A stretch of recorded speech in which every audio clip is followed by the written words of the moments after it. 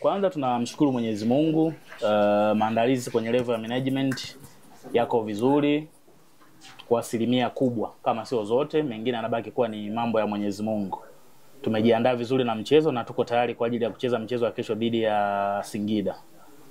In reality tunafahamu aina ya timu ambayo tunakwenda kucheza nayo kesho, ni miongoni mwa timu nzuri, wana benchi bora la ufundi, wana wachezaji wazuri, lakini pia ni miongoni mwa timu ambazo zinawakilisha taifa letu kunako michezo ya kimataifa.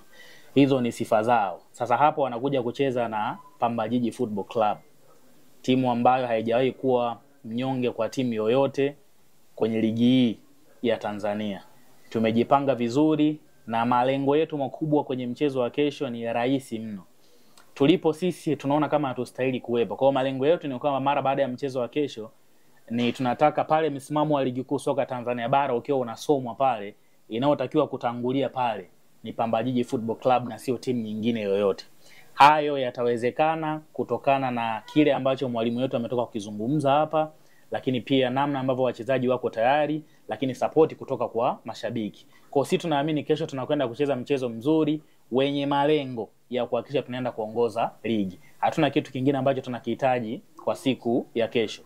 Viingilio kuelekea kwenye mchezo wa kesho ni rafiki, VIP zote ni shilingi 5,000 ya Kitanzania na mzunguko ni shilingi 2,000 pekee ya Kitanzania. Ni waombe mashabiki na wadau wa mpira kwa ujumla, eneo la usalama liko sawasawa kwa 100%, hakuna changamoto yoyote, watu waje kiwanjani mapema, waje kuenjoy mpira, lakini hasa waje kuisupport klabu yao pendwa kwa maana ya klabu ya Pamba Jiji. Kesho ni siku ya kwenda kuongoza ligi kuu soka Tanzania bara. Swali kwa msemaji. Mwanzo umesema kesho ni siku ya kwenda kuongoza msimamo wa ligi kuu ya NBC Tanzania bara, lakini ukiangalia matokeo yote yanabadilisha pale msimamo.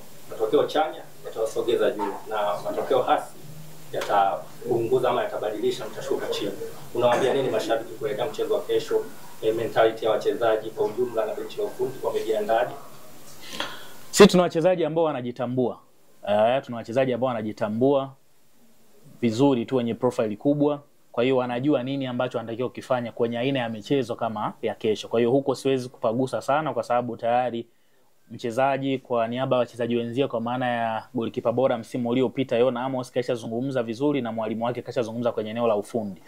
Kwa hiyo kila mmoja kwetu anajua nini ambacho anatakiwa kufanya kuelekea kwenye mchezo wa kesho, management, players pamoja na technical staff.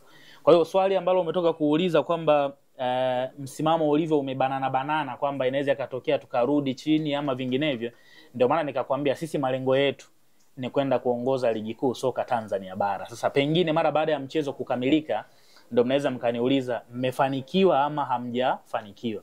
Kwa hiyo na hili liweze kutokea, njia pekee sisi ni kushinda mchezo wa kesho dhidi ya Singida. Kwa hatuna kingine ambacho cha kuambia zaidi ya kuambia kwamba tuko tayari kuhakikisha tunakwenda kuongoza ligi kuu soka Tanzania bara kesho mara baada ya mchezo dhidi ya Singida.